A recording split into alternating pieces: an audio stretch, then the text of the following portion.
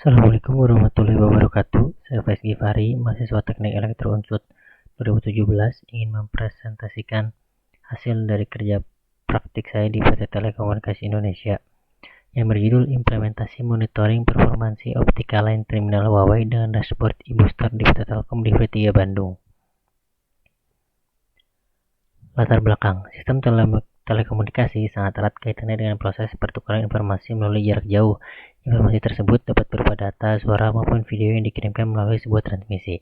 Teknologi yang digunakan saat ini yaitu Multi-Service Access Node, MSAN, dan Gigabit Passive Optical Network.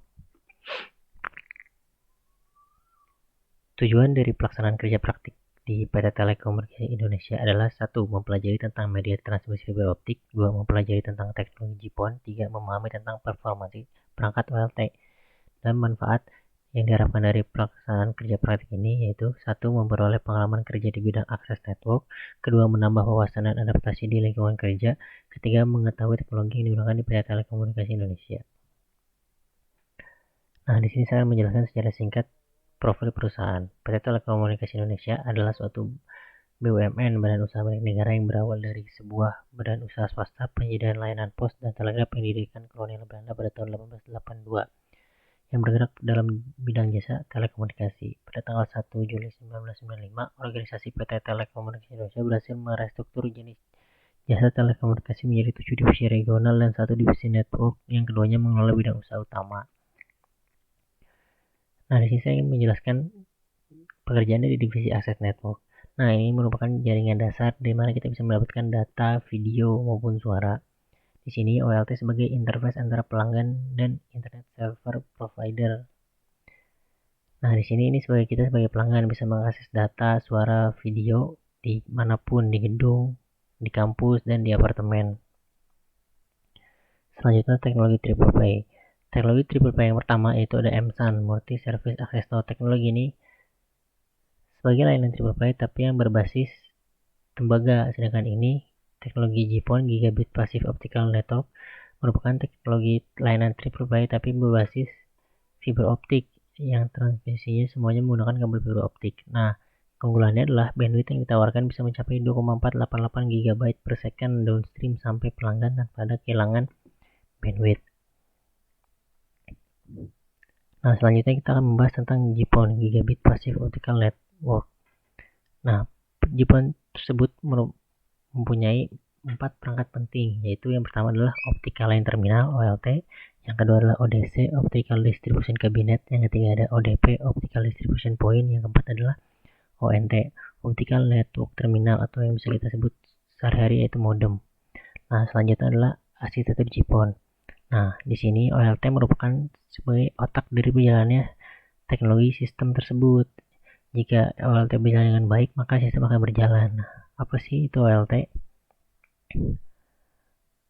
Optical Line Terminal merupakan sebuah perangkat yang berteknologi GPON yang berfungsi sebagai konversi dari sinyal elektrik menjadi optik. Nah, OLT ini mempunyai komponen pendukung lainnya adalah pasif atau aktif splitter yang berfungsi untuk mendistribusikan AI optik ke cabang atau pelanggan.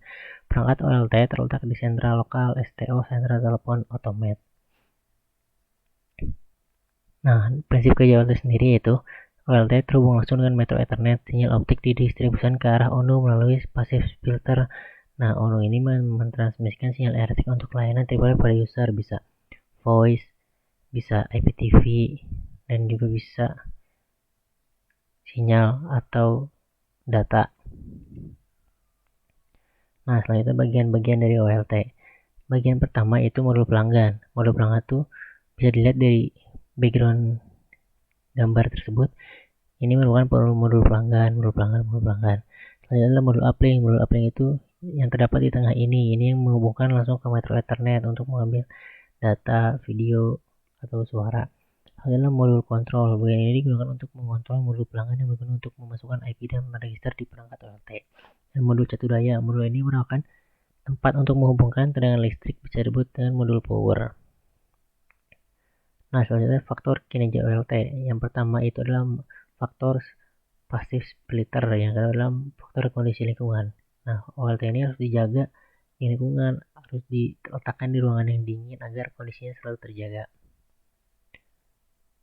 Gangguan pada OLT. Gangguan pada OLT pada umumnya belum bisa diketahui karena OLT teknologi yang baru, tapi untuk perangkat OLT harus sering dicek performansi dan dipantau alarm perangkatnya dalam menggunakan dashboard e-booster dan software bantuan yaitu NMS dan CLI. Nah, sekarang kita akan membahas tentang cek performansi optical line terminal.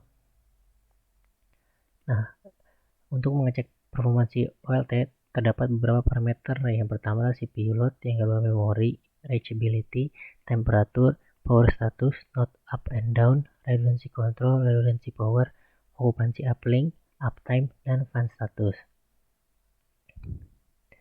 Nah, OLT sendiri memiliki tipe-tipe yang berbeda. Merupakan yang pertama itu OLT tipe SCUN Huawei, yang kedua OLT tipe SCUH Huawei, yang ketiga adalah mini OLT. Nah, kebetulan saya ditugaskan untuk mengecek performansi OLT tipe SCUH Huawei. Nah, tahap pertama monitoring yaitu kita membuka dengan laman bantuan, yaitu laman e-booster yang bisa diakses dengan alamat intranet Telkom dan dengan langkah sebagai berikut. Nah, yang pertama kita login ke halaman login e-booster, masukkan password dan memasukkan username dan password. Langsung bisa melihat parameter apa saja yang bisa dilihat dan ada juga ukuran-ukuran tersendiri. Selanjutnya, tindakan terdapat anomali. Nah, jika terdapat anomali di dashboard e-booster tersebut, langkah selanjutnya adalah kita mengakses OLT perangkat tersebut memakai NMS atau CLI. Bisa digunakan dua software tersebut. Yang pertama, CLI. Ini merupakan laman login dari CLI. Kita akses menggunakan username dan password, dan ini merupakan tanda kita sudah masuk sebagai intranet PT Telekomunikasi Indonesia. Nah, ini merupakan perintah-perintah dari command line interface memakai source code sebagai berikut.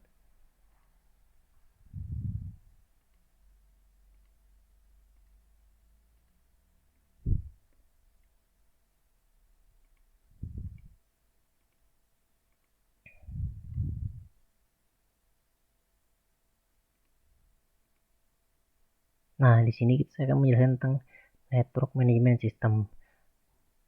Software bantuan sama seperti CLI tapi dengan media grafik. Nah, ini merupakan tampilan dari network management system, sama untuk mengukur 11 parameter tersebut, tapi tidak menggunakan shortcode. Sudah ada tersendiri dari sananya bagian-bagian yang harus kita lihat.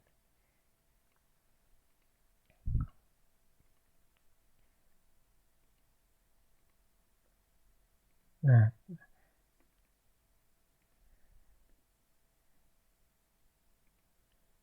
di software NMS ini terdapat fitur tambahan yaitu bisa melihat alarm down. Jadi kita bisa melihat jika si perangkat OLT tersebut mendapatkan gangguan. Jadi kita langsung bisa melihat gangguan apa yang tersebut, bisa kipasnya, temperaturnya, atau sebagainya. Nah, ini kita mau untuk membahas tindakan setelah terdapat gangguan di OLT. Yang pertama, tindakan terdapat temperatur. Memastikan AC atau ruangan center berjalan dengan baik, memperhatikan kebersihan lingkungan ruangan OLT, membersihkan fan OLT secara rutin.